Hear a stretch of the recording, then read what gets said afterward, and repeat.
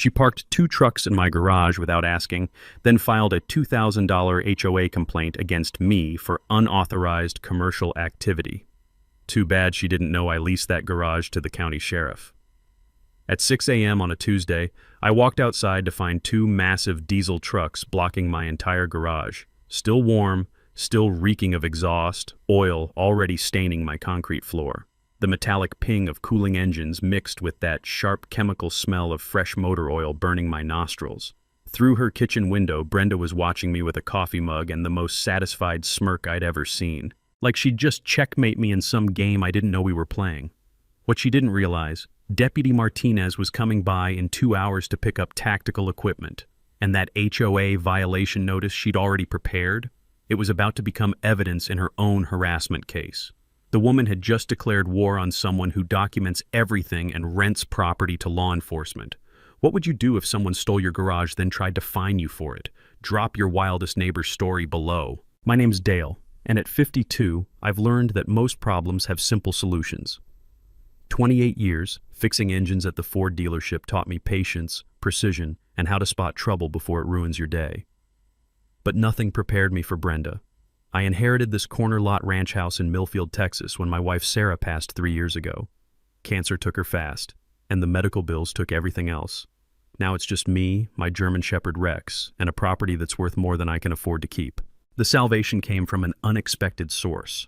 The county sheriff's department needed secure storage space, and my detached 3-car garage was perfect.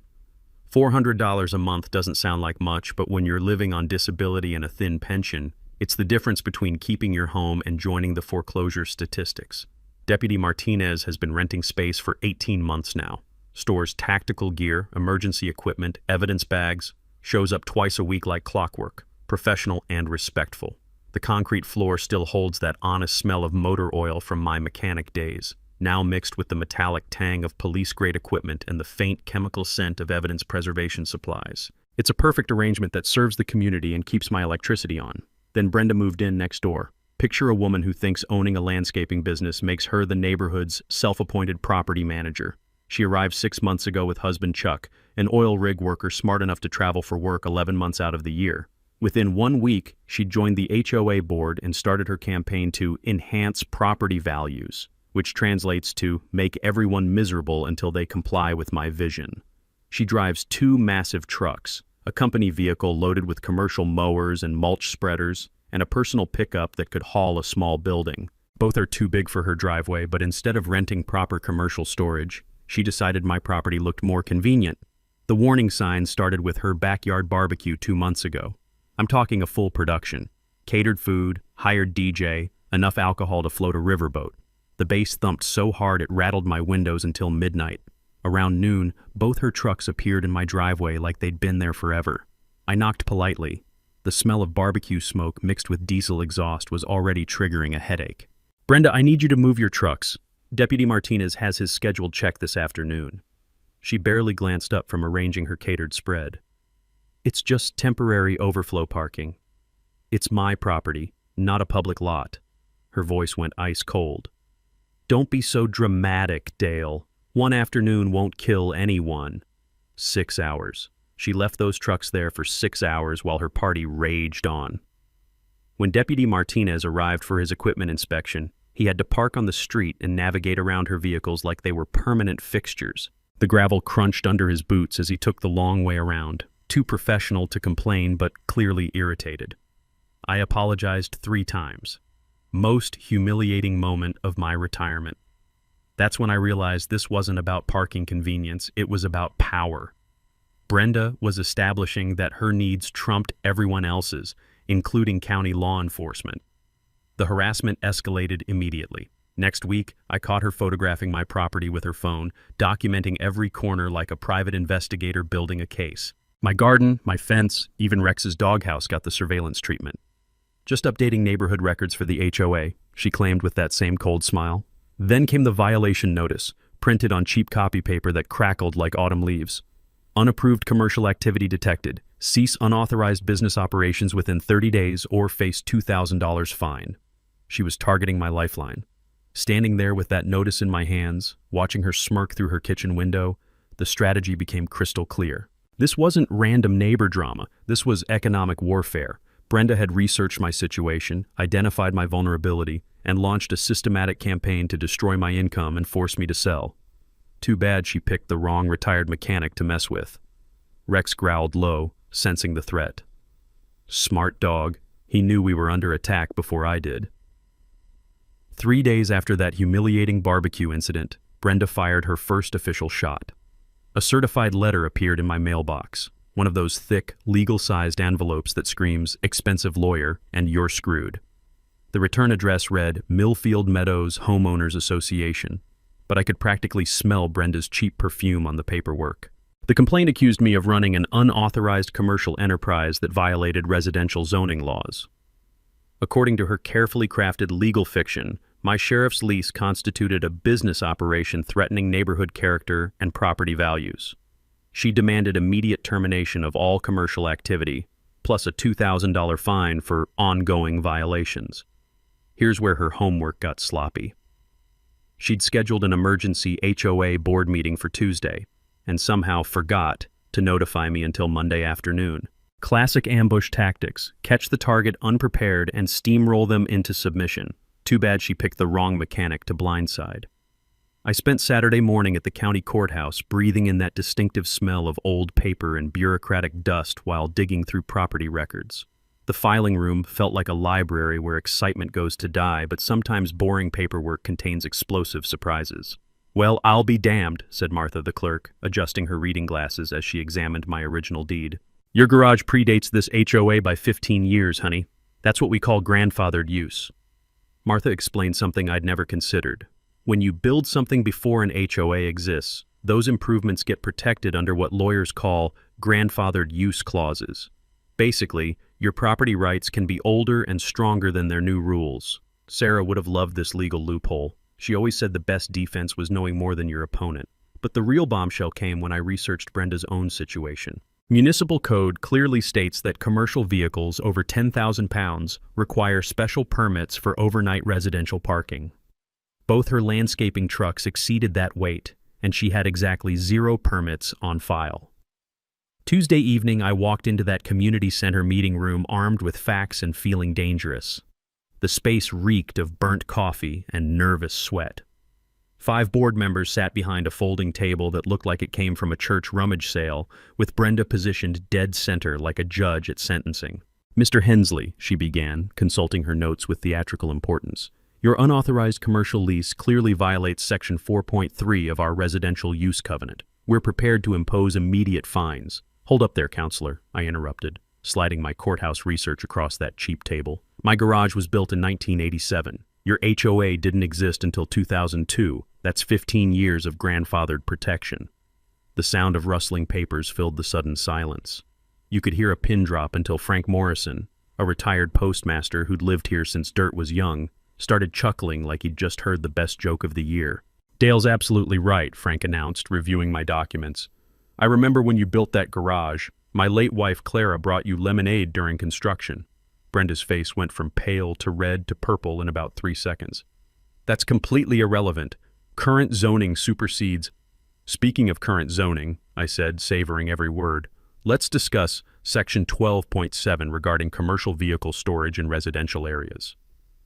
I produced photographs of her trucks, complete with manufacturer weight specifications and time-stamped overnight parking evidence. "Both your vehicles exceed the 10,000-pound residential limit. You've been in violation for 6 months without proper permits." Frank actually slapped the table and burst out laughing. "Well, Brenda, sounds like you better read those zoning laws yourself before throwing them at other folks.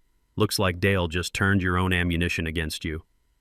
The room went dead silent as everyone processed what had just happened. Brenda had walked into her own trap, using zoning laws to attack me while violating those exact same laws herself. Her face cycled through about 6 different shades of embarrassment. "This is absolutely ridiculous," Brenda exploded, her carefully constructed authority crumbling like wet cardboard. "I'm trying to protect our property values from his police compound." "You mean the arrangement that brings county law enforcement through our neighborhood twice a week?" asked board member Patricia Walsh sweetly. "The same one that probably lowered everyone's homeowner insurance rates?" The meeting collapsed faster than a house of cards in a hurricane. Brenda demanded real legal action and stormed out, abandoning her violation notice like toxic waste. The remaining board voted 4-0 to dismiss all charges against me and issued Brenda a formal citation for her commercial vehicle violations. Walking to my truck afterward, I could taste victory in the crisp evening air mixed with the lingering diesel exhaust from her illegally parked trucks. But through her kitchen window, I watched Brenda pacing and gesturing wildly into her phone, probably speed dialing every lawyer and city official she could think of. The next morning confirmed my suspicions. Her trucks were strategically positioned to block my mailbox access, not technically illegal, but annoying enough to send a clear message. By noon, the city had received an anonymous complaint about excessive dog barking from my property. Rex hadn't barked excessively since puppyhood, but facts don't matter during a harassment campaign. Round 1, Dale. But Brenda was just getting warmed up. Brenda's public humiliation at the HOA meeting lasted exactly 48 hours before she escalated to City Hall. The certified letter from Millfield City Planning arrived Friday morning, stamped with enough official seals to intimidate a federal judge. The complaint alleged that my sheriff's lease was creating an unauthorized quasi-commercial district that violated residential character preservation codes, complete with color photographs of Deputy Martinez's patrol car, equipment deliveries, and even shots of me talking to county personnel in my driveway. Someone had been very busy with a telephoto lens. The letter cited Municipal Code Section 8.4 about maintaining neighborhood residential character and demanded my appearance at a planning commission hearing in 2 weeks. But here's what caught my attention. The complaint was filed by concerned residents, but processed by Jennifer Walsh from the planning office. That name rang a bell since Patricia Walsh from the HOA board had mentioned her daughter worked at City Hall. Small towns have a way of making everything family business, and apparently Jennifer had inherited her mother's sense of fairness along with her last name. I decided to pay Jennifer a visit before that hearing. The city planning office smelled like industrial carpet and broken dreams, tucked into the basement of a municipal building designed by someone who clearly hated natural light. Jennifer turned out to be a tired-looking woman in her 30s who avoided eye contact like I was carrying the plague. "Mr. Hensley," she said, fidgeting with her paperwork, "I suppose you're here about the zoning complaint." "I'm here about the truth," I replied, settling into the visitor chair that creaked like old bones. "See, I've been wondering how someone knew to file this complaint using exactly the right legal language and perfect timing." Jennifer's face flushed red as a stop sign. "I can't discuss ongoing cases," she mumbled. "Fair enough, but while I'm here, maybe you could help me understand something about home business permits."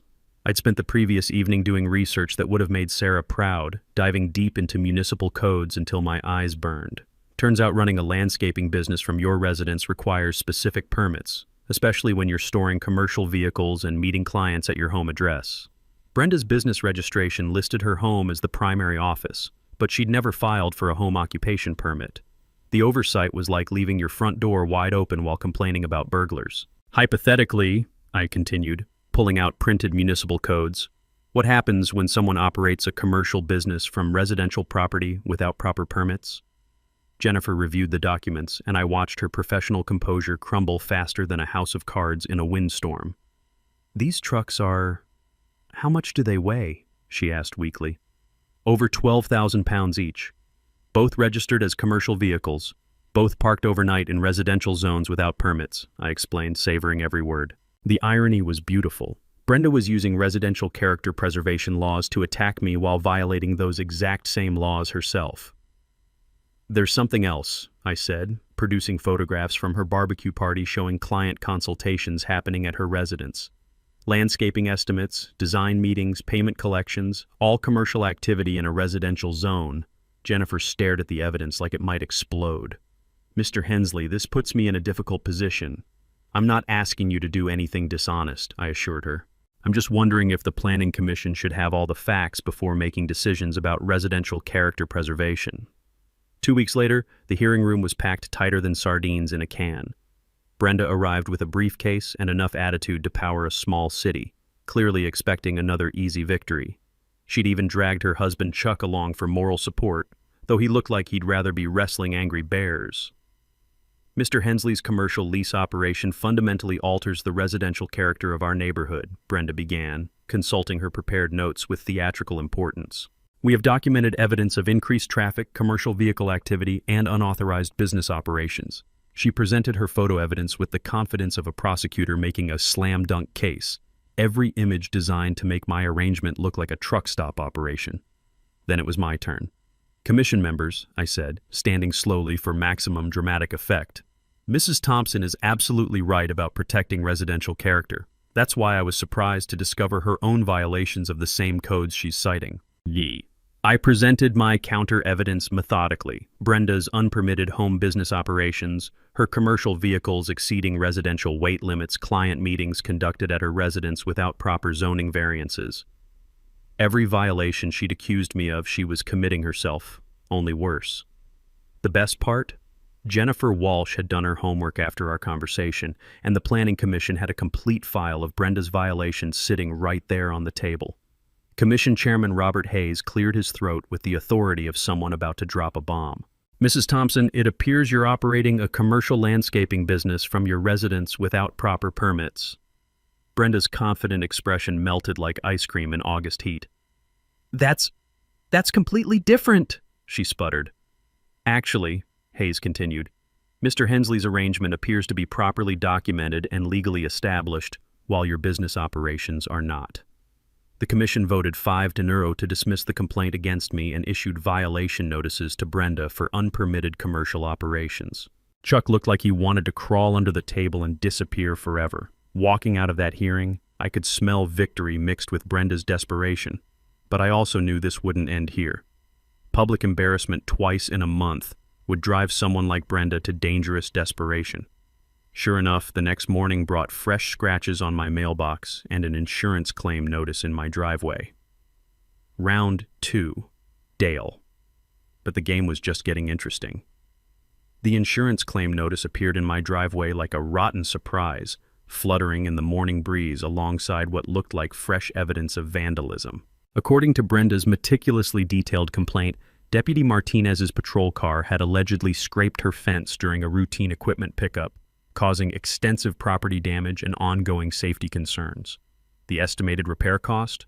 $3,500, plus additional compensation for emotional distress and inconvenience. I walked over to examine the so-called damage, Rex trotting beside me with his nose working overtime. The scratches on Brenda's wooden fence looked fresh enough to still smell like paint thinner. That sharp chemical odor that burns your nostrils and screams, "recent application." The marks ran in perfectly straight lines about bumper height, too uniform to be accidental damage. Either Deputy Martinez had invented a way to scrape wood through solid air, or someone had gotten creative with spray paint and a putty knife.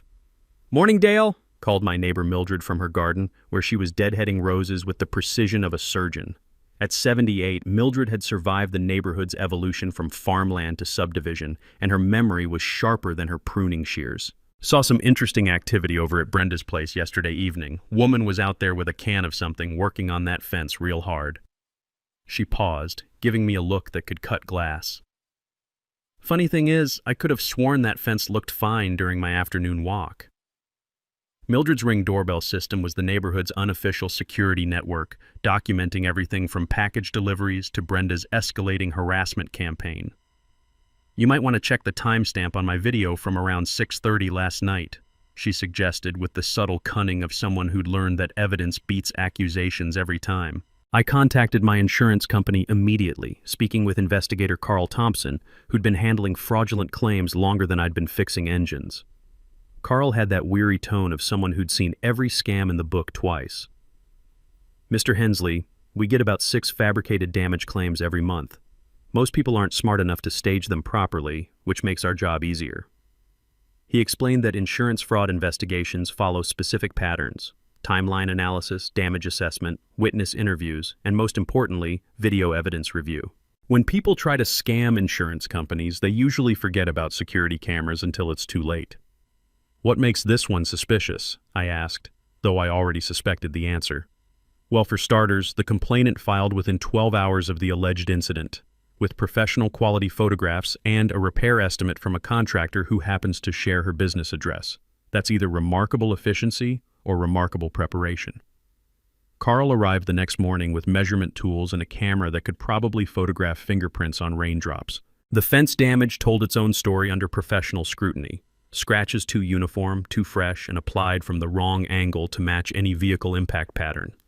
These marks were made by hand tools, probably a putty knife or scraper, he explained, pointing out subtle differences in depth and direction. Vehicle damage creates irregular patterns from impact forces and momentum. This looks like someone used a ruler for guidance. The Ring doorbell footage was the knockout punch Brenda never saw coming. Mildred's camera had captured her working on the fence at 6:47 p.m. the previous evening, carefully applying gray spray paint in measured horizontal lines. The video quality was clear enough to read the Rust-Oleum label on the paint can, and the timestamp proved the damage occurred more than 12 hours after Deputy Martinez's last visit to my property. You could even hear Brenda muttering to herself as she worked, probably rehearsing her victim story. When Carl confronted Brenda with the evidence, the transformation was spectacular. She went from confident complainant to panicked defendant faster than a muscle car hitting a brick wall.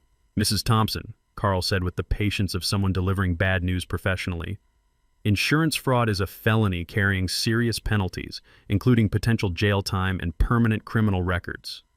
The color drained from Brenda's face like someone had pulled a plug. "This is all a misunderstanding," she stammered, suddenly unable to maintain eye contact with anyone. "I was just touching up some existing damage." "The video shows you creating damage, not repairing it," Carl replied, consulting his notes like a prosecutor reading charges. "You have 24 hours to withdraw this claim voluntarily, or we'll be filing criminal charges with the county prosecutor's office." Brenda withdrew the claim before lunch, but her reputation was permanently damaged. Word travels faster than gossip in small towns, and by evening, everyone knew about her failed insurance scam. The incident finally pushed Chuck over the edge. That night, I overheard him through their open kitchen window, his voice carrying the exhausted frustration of a man who'd reached his breaking point. "Brenda, this has got to stop. Insurance fraud? Really? I'm not going to prison because you can't handle losing an argument." Their marriage was cracking under the pressure of her obsession, and Chuck was smart enough to start planning his exit strategy. But cornered animals are the most dangerous. The next morning brought anonymous complaints to animal control about Rex's aggressive behavior, plus a mysterious inspection notice from the health department about unsanitary property conditions. Brenda was running out of official channels, which meant she'd probably start getting creative soon. Round 3, Dale. But I had a feeling the real war was just beginning. The county tax reassessment notice arrived on a Tuesday that started normal and ended with my world tilted sideways. Millfield County was conducting routine property value updates. Bureaucratic speak for "we need more money and you're going to provide it." My modest ranch house had apparently increased in value by 40% over the past 3 years, which meant my property taxes were about to jump from manageable to catastrophic. I spread the paperwork across my kitchen table, that familiar sinking feeling settling in my stomach like bad coffee. The new assessment put my annual tax bill at nearly $6,000. Double what I'd been paying. With my disability pension and small Social Security payments, there was no way to cover that increase without the sheriff's lease income. Hell, even with that $400 monthly, I'd be cutting things dangerously close. That's when I realized why this reassessment felt suspicious. The timing was too convenient, coming right after Brenda's public failures with the HOA and city planning. Property tax assessments usually happen countywide, but this notice specifically targeted my address and 3 others on our street. All longtime residents, all living on fixed incomes, all coincidentally dealing with recent HOA complaints. I drove to the county assessor's office the next morning, hoping to find answers in a building that smelled like old carpet and broken dreams. The clerk, a harried woman named Janet, pulled up my property records with the efficiency of someone who'd answered these questions too many times. "Your assessment was flagged for review based on a complaint about unauthorized commercial improvements," she explained, highlighting sections of the report. "Someone reported that you'd converted residential space for business use without proper permits." The complaint had been filed anonymously, but the description was suspiciously detailed, mentioning the sheriff's lease, equipment storage, and alleged property modifications that didn't exist. Someone had done their homework before trying to weaponize the tax system against me.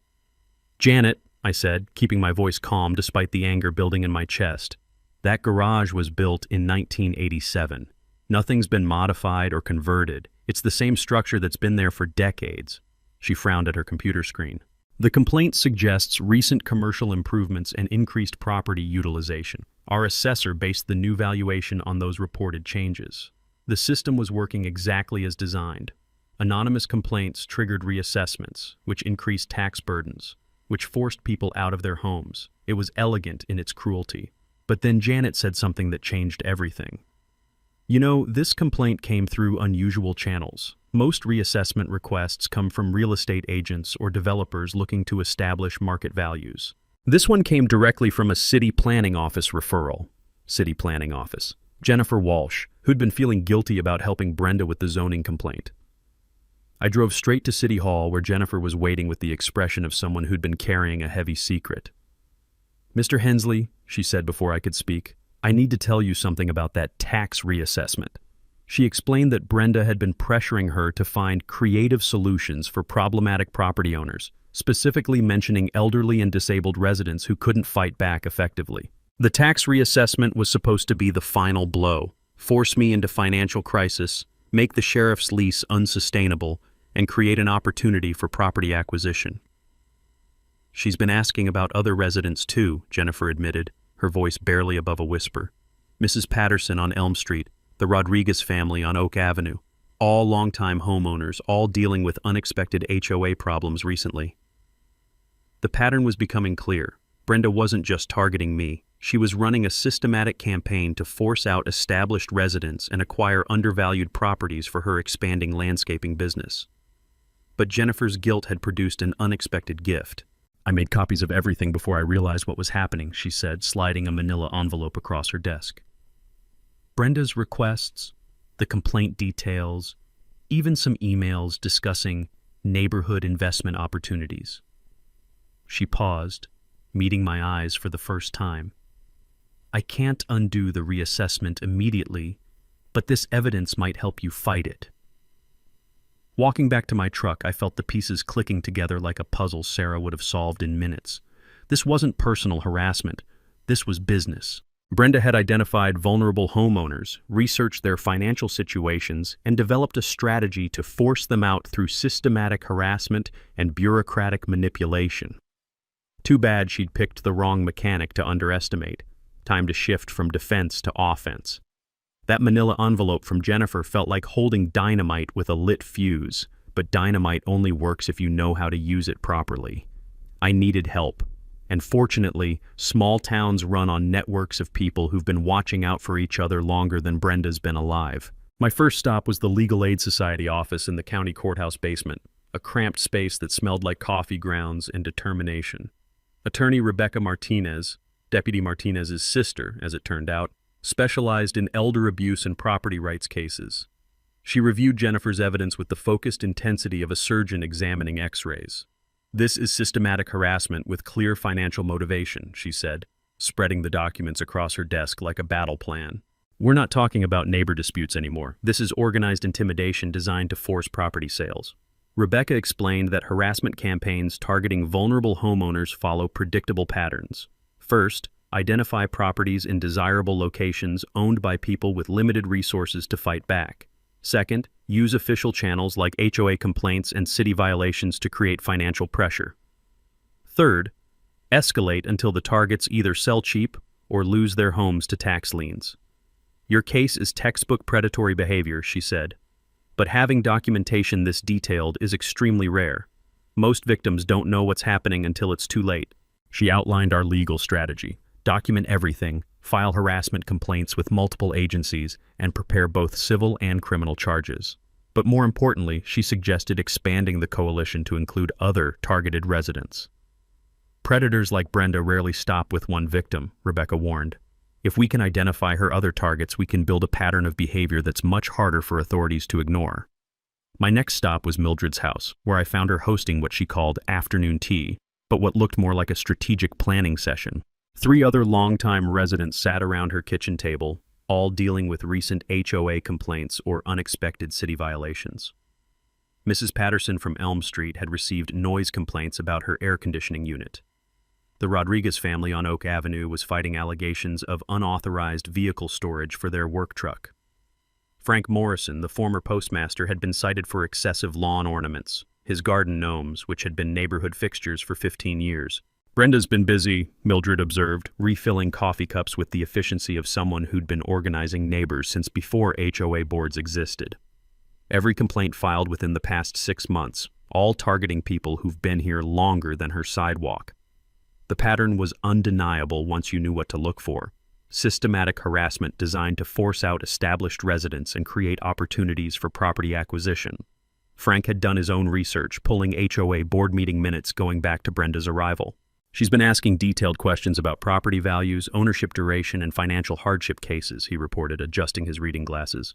Even requested a list of residents over 65, claiming it was for community outreach planning. The woman had been building target lists like a military operation. Mrs. Patterson, a retired teacher with the sharp eyes of someone who'd spent 40 years managing teenagers, had noticed something else. She's been photographing properties when owners aren't home, measuring driveways, even checking mailboxes for mortgage company letters. The reconnaissance had been thorough and systematic, gathering intelligence for maximum impact timing. We decided to coordinate our response through what Mildred diplomatically called enhanced neighborhood communication. Everyone would document future incidents with timestamps and photographs. Frank would monitor HOA activities and provide early warning about upcoming complaints. Mrs. Patterson would organize other targeted residents and share legal resources. I would serve as the primary liaison with law enforcement and legal aid. But our most valuable asset was the broader community support we'd been building without realizing it. Local business owners, the hardware store, the diner, even the gas station, had been watching Brenda's escalating behavior with growing concern. Small-town businesses depend on stable neighborhoods, and systematic harassment campaigns are bad for everyone's property values. Tony Castellanos, who owned the hardware store where Deputy Martinez bought supplies, offered to document any unusual purchases that might indicate escalation plans. Woman came in last week asking about security cameras and motion sensors, he reported. Said she needed to monitor property boundary violations. Didn't feel right, so I told her we were out of stock. The diner owner, Maria Santos, had overheard Brenda's phone conversations during lunch meetings with contractors and real estate agents.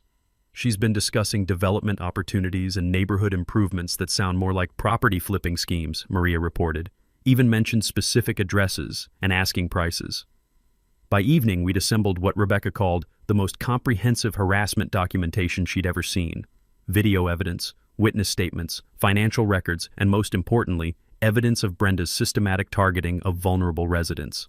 We had enough material to file complaints with the county sheriff, the district attorney's office, the State Real Estate Commission, and the Federal Housing Authority. But documentation only works if you're prepared to use it strategically. Rebecca scheduled meetings with law enforcement agencies for the following week, while I prepared for what would probably be Brenda's most desperate escalation attempts yet. Cornered predators don't surrender quietly.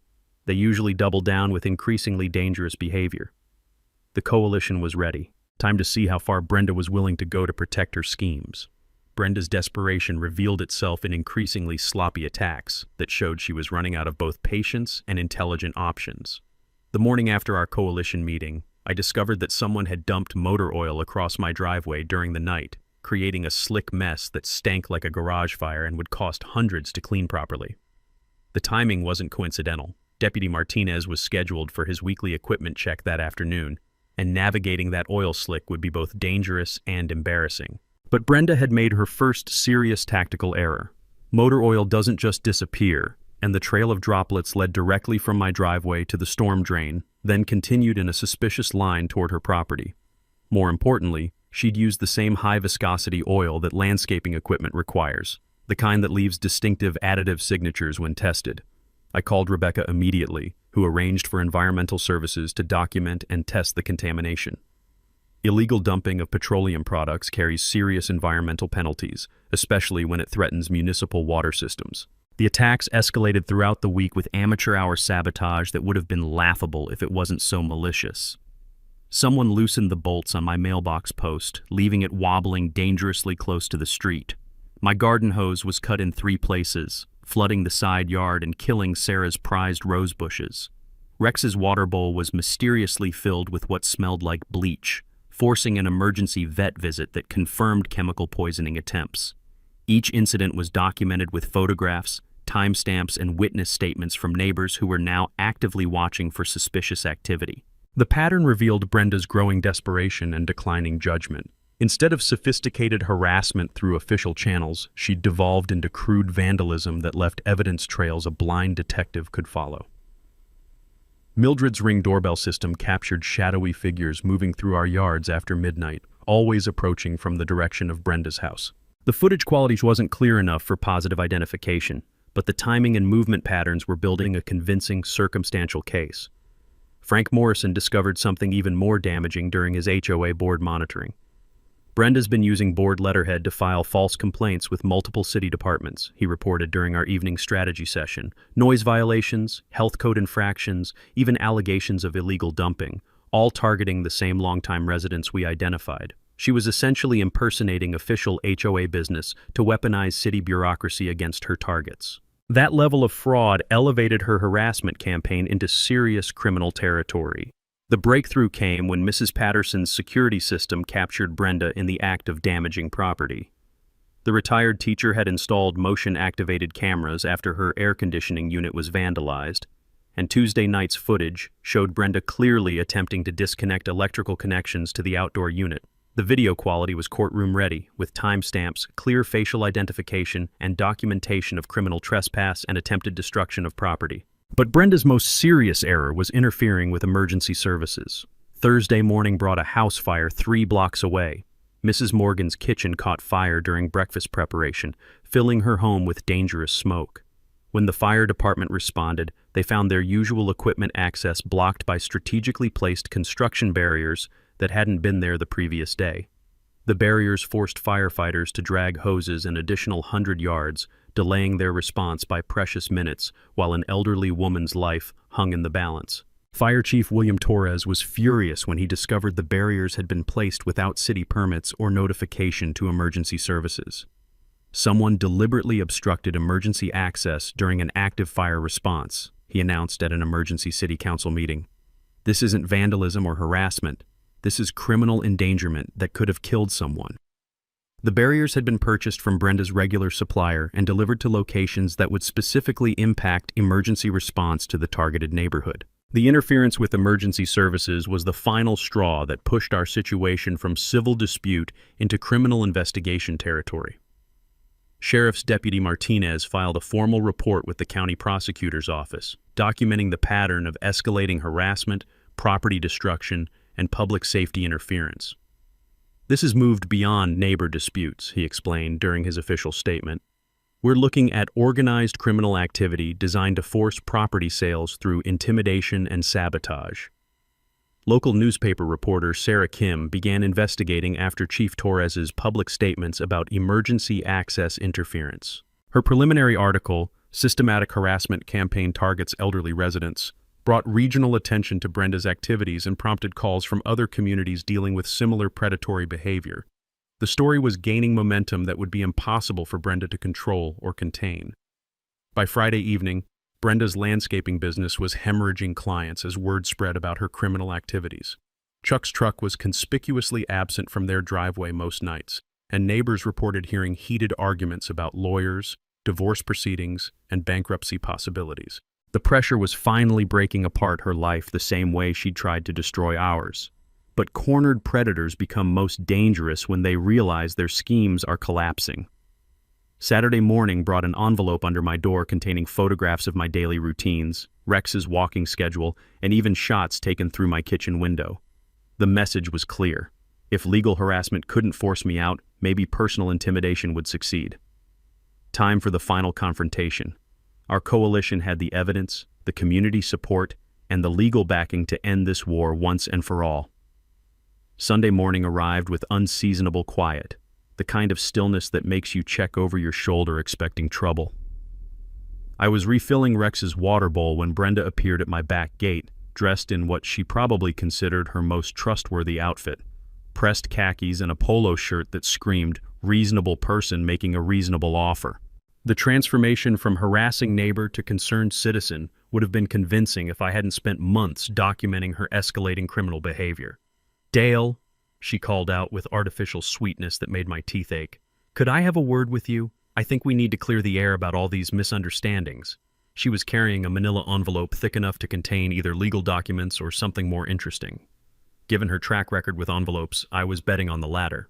I activated the voice recording app on my phone before opening the gate, a habit Rebecca had drilled into me after we'd started building the criminal case.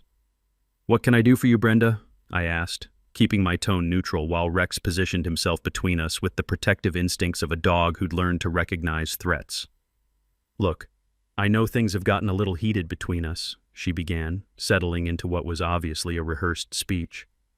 "But I've been thinking about how we can resolve this whole situation without involving lawyers and courts and all that unpleasantness." She opened the envelope and pulled out a stack of cash thick enough to choke a horse. "I'm prepared to offer you $20,000 cash to voluntarily terminate your arrangement with the sheriff's department. Clean break, no hard feelings, everybody wins." The smell of fresh bills mixed with her desperation was almost overwhelming.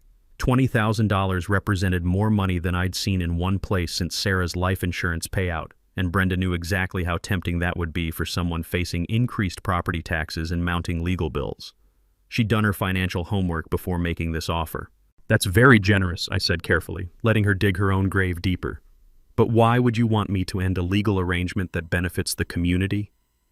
She leaned forward with the intensity of someone making their final play. "Between you and me, Dale, I've got some big plans for this neighborhood. Development opportunities that could benefit everyone, but they require certain adjustments to the current situation." There it was, the admission Rebecca had been hoping for. Brenda was essentially confessing to a systematic scheme to manipulate property values and force out longtime residents for development purposes. "What kind of development opportunities?" I asked, keeping her talking while the recording app captured every incriminating word. "Well, your corner lot has tremendous commercial potential," she explained, warming to her subject like a salesperson closing a deal. "Prime location, existing infrastructure, easy access for commercial vehicles. With the right improvements, it could be worth 3 times what you paid for it." She paused dramatically. "Of course, that would require removing certain complications that might interfere with proper development." The bribery attempt was textbook criminal behavior, but Brenda wasn't finished digging her legal grave. "I should mention that if you're not interested in this generous settlement offer, things could become very difficult for you," she continued, her voice taking on a harder edge. "I have connections at City Hall, County Planning, even the State Real Estate Commission. People who can make life very unpleasant for someone who refuses to be reasonable about legitimate business opportunities." That crossed the line from bribery into extortion territory, and I could practically hear Rebecca cheering from her legal aid office. "Are you threatening me, Brenda?" I asked, giving her one final chance to back down before she committed to felony charges. "I'm just explaining reality," she replied with the cold confidence of someone who thought they held all the cards. "Small towns run on relationships and favors. People who cooperate with community improvement efforts tend to have fewer problems with permits, inspections, tax assessments, that sort of thing. People who fight progress sometimes find that bureaucracy can be very challenging."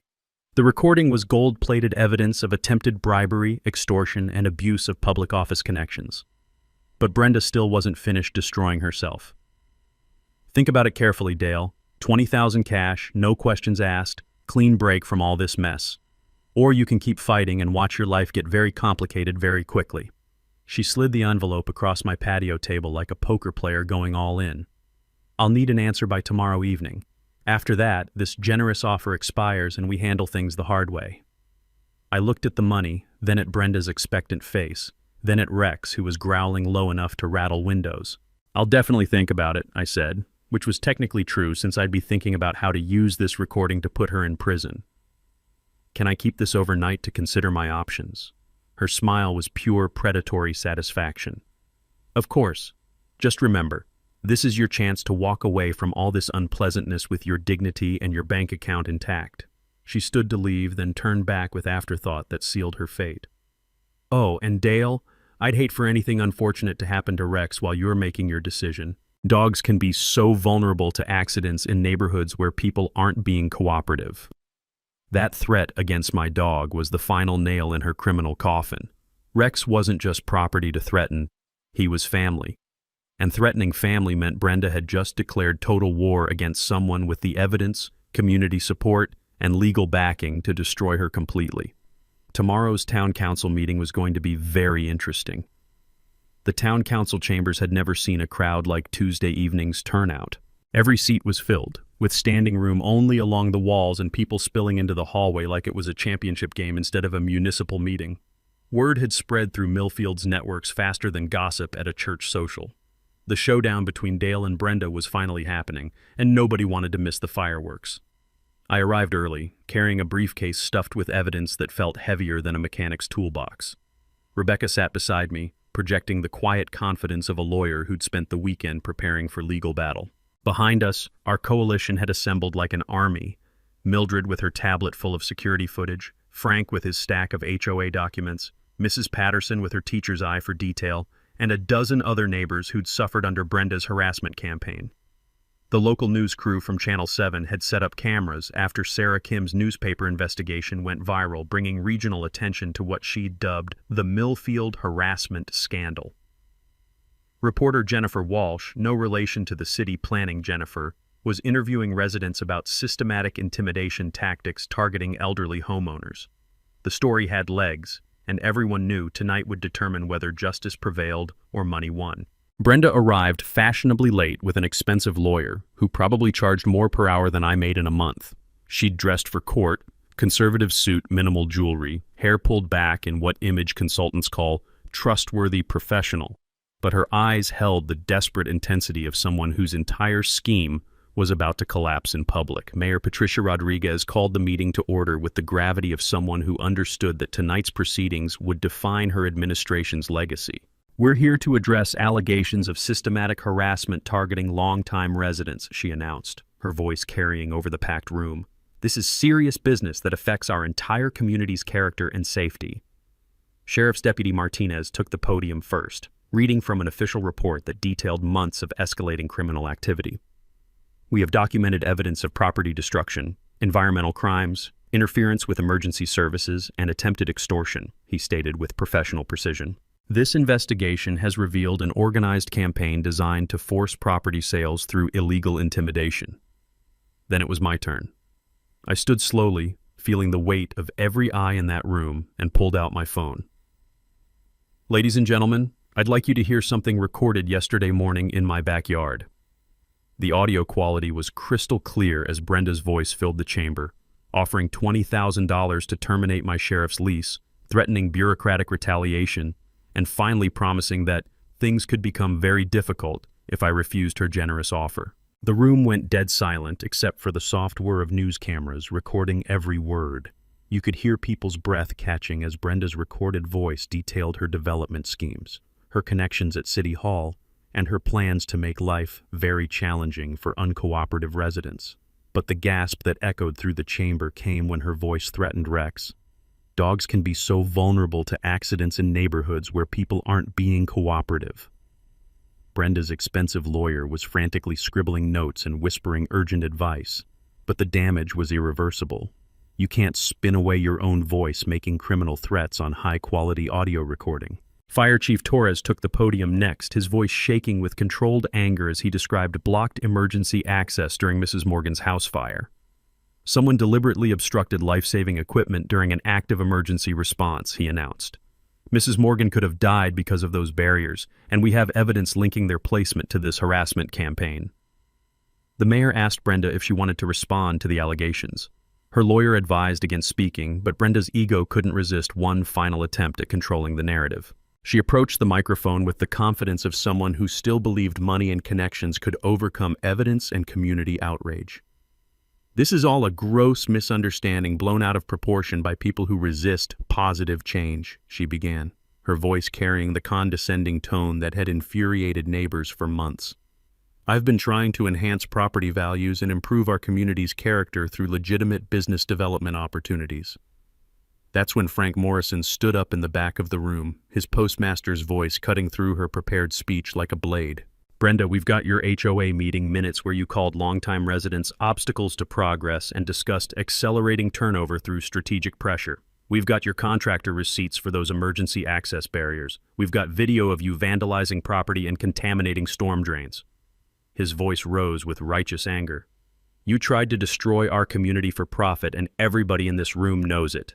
The crowd erupted in applause that lasted nearly 2 minutes. When Mayor Rodriguez finally restored order, She announced that the city council was unanimously authorizing full cooperation with county prosecutors investigating criminal charges. "This behavior has no place in Millfield," she declared. "Our community protects its most vulnerable residents, not preys on them." County Prosecutor James Mitchell stepped forward with the authority of someone delivering justice. "Mrs. Thompson, you're under arrest for attempted extortion, environmental crimes, interference with emergency services, and conspiracy to commit fraud." As Deputy Martinez read her rights, Brenda's composure finally cracked completely. Her expensive lawyer was already discussing plea bargains while she was led away in handcuffs. The room erupted again as justice was served with the satisfaction of a community that had fought back and won. Chuck sat in the back row, looking relieved that his nightmare marriage was finally ending. Rex, waiting outside with Mildred, probably heard the cheering from the parking lot. Justice served, community protected, and one predatory neighbor permanently removed from our peaceful neighborhood. 3 months later, Millfield felt like a completely different town. Or maybe it was just returning to what it had always been before Brenda's toxic presence poisoned our community spirit. The morning sun still hit my kitchen window the same way, casting long shadows across Sarah's coffee mug that I still couldn't bring myself to put away. But now I could drink my coffee without checking over my shoulder for surveillance cameras or waiting for the next harassment bombshell to explode.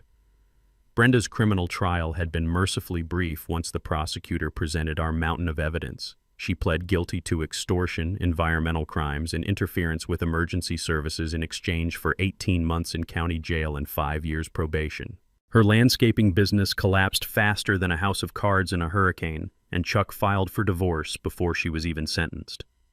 The house next door sold to a young teaching couple from Austin who baked cookies for the entire block and actually asked permission before borrowing my ladder. My expanded county lease was officially approved the day after Brenda's arrest, bringing in $1,000 monthly that not only covered the increased property taxes, but provided the financial security I'd been desperately missing since Sarah passed. Deputy Martinez now shares garage space with the fire department's emergency equipment and the county's new community outreach coordinator, turning my property into an unofficial neighborhood safety hub that genuinely enhanced everyone's property values. Ironic, considering Brenda's original complaints. The transformation rippled through our community in ways nobody expected. Sheriff's Department presented Rex with an honorary K-9 unit certificate during a block party that drew half the town to my backyard, complete with the smell of grilling burgers mixing with diesel exhaust from the fire truck that kids were climbing on like playground equipment. Watching my German Shepherd pose for photos with actual police dogs while wearing a badge-shaped name tag was probably the highlight of my entire retirement. Frank Morrison was elected HOA president in a landslide victory, running on transparency and community service instead of harassment and intimidation. His first official act was implementing term limits and requiring recorded meetings, ensuring future Brendas couldn't weaponize neighborhood politics against vulnerable residents. The HOA budget now funds annual festivals and emergency preparedness programs instead of legal fees for frivolous complaints. Rebecca Martinez expanded her legal aid practice to specialize in elder harassment cases, using our documentation system as a template for communities across Texas dealing with similar predatory behavior. She's helped prosecute systematic harassment campaigns in 6 other towns, turning our local victory into a statewide movement for vulnerable resident protection. Sometimes one person's courage to fight back can protect thousands of others, but the most meaningful change happened in smaller, daily moments that restored faith in human decency. Mildred's garden parties became weekly institutions where neighbors shared resources and friendship instead of complaints and suspicions. Mrs. Patterson organized walking groups that were really excuses for retired folks to check on each other's well-being while getting exercise. The Rodriguez family opened their garage for community tool sharing, creating the mutual support network that makes small towns feel like extended family. I established the Sarah Hensley Memorial Scholarship Fund, using a portion of my increased lease income, providing annual college assistance for local students planning careers in community service, teaching, nursing, social work, law enforcement. The first recipient was Maria Santos's daughter, heading to nursing school with dreams of working in rural communities that reminded me why Sarah would have loved this legacy. Every year, watching those kids graduate knowing they'll help other communities stay strong, I can almost hear Sarah's proud whisper in the evening breeze. 6 months after Brenda's arrest, I was working in Sarah's restored rose garden when laughter drifted over the fence from next door. The new neighbor's twin daughters had discovered that Rex was a pushover for belly rubs and tennis ball games, transforming my protective guard dog into the neighborhood's favorite babysitter.